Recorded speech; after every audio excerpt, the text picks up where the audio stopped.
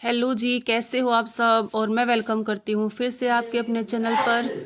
तो अभी सुबह के बज रहे हैं 6:30 और भैंस का जो काम है वो स्टार्ट करना है। उससे पहले दूध निकाल के लाई थी तो मैंने सोचा कि गर्म पानी पी लिया जाए, क्योंकि फिर एक बार झाड़ू के लग जाएंगे ना तो बहुत टाइम लग जाएगा और इस चक्कर में फिर गर्म पानी पीना है ना वो छूट जाएगा।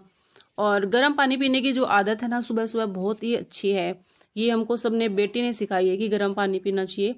जब से वो मेडिकल में गई है ना तो मैं सब ही सुबह सुबह गर्म पानी पी लेते हैं और इससे जो ना वेट भी कम होता है। मेरे मतलब मैंने भी इससे बहुत ही कम वेट किया है। तो आप भी पी सकते हैं गर्म पानी सुबह सुबह। और अभी चूल्हे के पास में झाड़ू लगाई थी लेकिन फिर से मिट्टी होगी, क्योंकि ना सुबह सुबह चप्पल नहीं निकाली जाती, जूते भी नहीं निकाले जाते, तो मिट्टी काफ़ी हो जाती है। इसलिए मैं फिर से झाड़ू लगा रही हूँ क्योंकि बहुत ज़्यादा मिट्टी हो गई थी। और ये वाली जो झाड़ू आप देख रहे हो ना ये मतलब टूटी हुई है, मतलब काफ़ी पुरानी हो गई है, 1 साल पुरानी है। तो ये चूल्हे के पास में बार बार निकालनी पड़ती है। और वहाँ जो मिट्टी है, कच्चा आंगन है, वहाँ पर भी जो नई वाली झाड़ू ना वो टूट जाएगी, इसलिए मैं इस पुरानी वाली झाड़ू से यहाँ पे निकाल लेती हूँ। तो दो झाड़ू है, एक तो अंदर निकालने की है और एक ये जो है बाहर निकालने की है। तो मैं इससे जल्दी जल्दी से यहाँ पर निकाल देती हूँ। और इससे जो मतलब पुरानी वाली झाड़ू ना इससे ईजिली निकल भी जाती है। तो जो बेटा जाता है ना उससे पहले पहले मैं भैंस का जो पूरा काम है वो निपटा लेती हूँ। फिर ऐसे चैन नहीं पड़ता कि सारा बिखरा हुआ सा लगता है। और जब झाड़ू निकाल लेते हैं तो अच्छा लगता है, साफ़ सुथरा क्लीन। तो झाड़ू भी बहुत दूर में निकालनी होती है मैं तो अभी आप देखेंगे। तो लास्ट तक मेरे वीडियो में बने रहिएगा। और यदि मेरा वीडियो पसंद आए तो प्लीज़ लाइक शेयर और सब्सक्राइब जरूर करिएगा। तो चूल्हे के पास में झाड़ू निकालने के बाद में मैं आ गई हूँ फरसे में। और ये जो हमारे घर का फरसा है, जो गुआड़ी हम लोकल लैंग्वेज में बोलते हैं, ये है काफ़ी बड़ी है ये। और यहाँ मैं झाड़ू निकाल रही हूँ, यहाँ दूसरी झाड़ू से निकालते हैं। और ये जो है ये पौधा हमारे घर पर ही होता है। जो झाड़ू आप देख रहे हो ये जिस पौधे से बनी है ना वो पौधा हमारे घर पर ही होता है। इसको बोलते हैं खरीटी। खरीटी का भारा बोलते हैं इसको, झाड़ू नहीं बोलते, हम भारा ही बोलते हैं। इससे जो कच्ची मिट्टी होती है, कच्चा आंगन होता है ना, वहाँ पर इजीली झाड़ू निकल जाती है। यदि बाजार वाली फुल झाड़ू से यहाँ पे निकालेंगे ना तो निकलेगी भी नहीं और एक दिन में वो टूट जाएगी। तो ये देखो गांव में जितने भी साधन होते हैं ना वो उसके अकॉर्डिंग ही यहाँ पर सारा काम भी करना होता है। तो यहाँ पर जो मिट्टी होती है उसमें झाड़ू निकालने के लिए खरीटी का पौधा अपने आप ही उगाता है। और फिर उसके बीज भी आते हैं और इसके अंदर जो बीज निकलता है ना उसके लड्डू भी बनते हैं जो दर्द में काफ़ी इफेक्टिव होते हैं। तो ये देखिए कितनी बड़ी गुआड़ी है हमारी, जिसको फरसा बोलते हैं। बहुत टाइम लगता है, आधा घंटा लगता है। और इसमें रेत ही रेत है, ऐसा नहीं है कि जमा हुआ है, जमी हुई मिट्टी नहीं है। और गर्मियों में जब आंधी चलती है ना तब तो इतनी मिट्टी उड़ती है ये बहुत ज़्यादा। और आधे से ज़्यादा मिट्टी तो यहाँ की उड़ चुकी है, ऐसा मान लीजिए आप। यहाँ पे बहुत ज़्यादा मिट्टी डलवाई हुई है। जब ये मकान बनाए थे हमने 22 से 23 साल हो गए, तो तब बहुत ज़्यादा मिट्टी यहाँ पे डलवाई थी। तो अभी मैं झाड़ू निकाल रही हूँ और यहाँ पे मतलब झाड़ू निकालने में बहुत जोर आता है, क्योंकि जो मिट्टी है ना उसमें कचरा निकलता नहीं है और फिर ओस के कारण जो मिट्टी है वो गीली जाती है।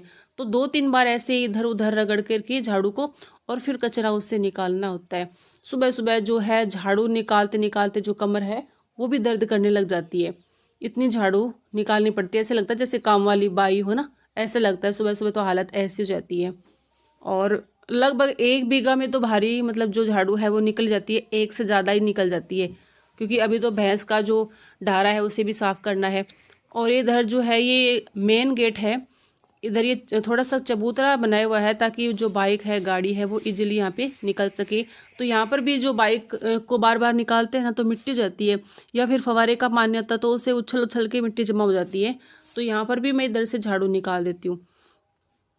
अब आ गई हूँ भैंस के ढारे में, जहाँ भैंस को बांधते हैं ना रात को, क्योंकि ठंड पड़ने लगी है ना तो इसलिए इसको यहीं पे बांधना पड़ता है। और दोपहर में धूप में बंधी रहती है बाहर पेड़ों के पास में।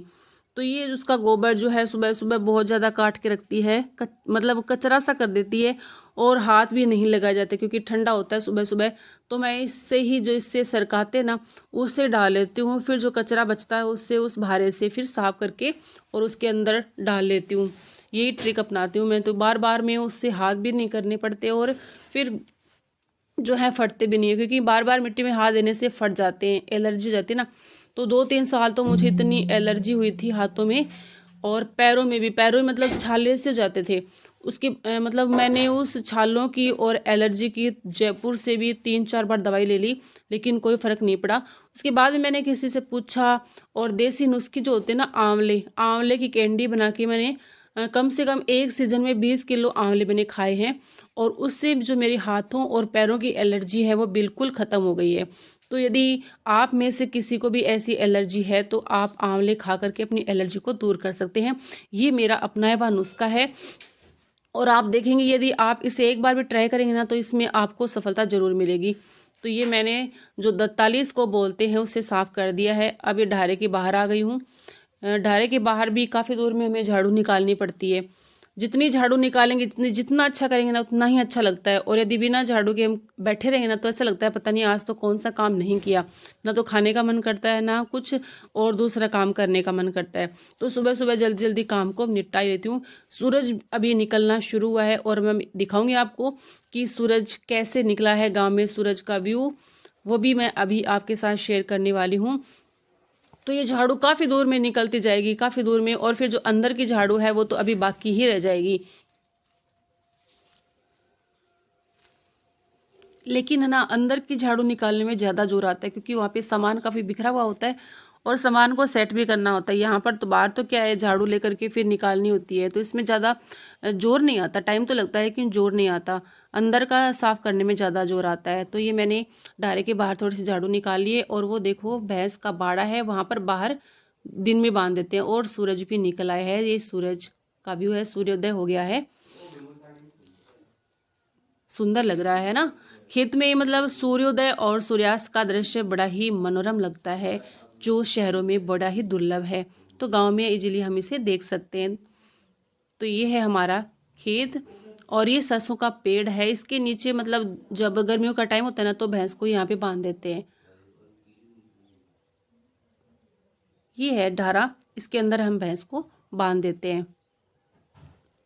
तो मैंने इसे साफ कर दिया है, और अभी इसको उठा करके फिर जहाँ पे डालते हैं ना, जिसको हम कुल्डी बोलते हैं, जहाँ पे गोबर को डालते हैं वहाँ पे डाल दूँगी। और अभी पलक के पापा जो हैं सरसों में यूरिया दे रहे हैं, खाद दे रहे हैं, क्योंकि अभी छोटी है और सर्दी पड़नी शुरू नहीं हुई है ना। तो सर्दी पड़ने लग जाएगी ना तब तो ये जल्दी से ग्रो करेगी, लेकिन जल्दी से ग्रो नहीं कर पा रही क्योंकि ठंड अभी नहीं पड़नी शुरू हुई है ज़्यादा से। तो इसलिए यूरिया दे रहे हैं, और यूरिया देंगे तो काफ़ी घनी भी हो जाएगी, अच्छी फलियाँ लगेंगी इसके अंदर। तो सुबह सुबह जब लाइट आती है तो ये दिक्कत रहती है।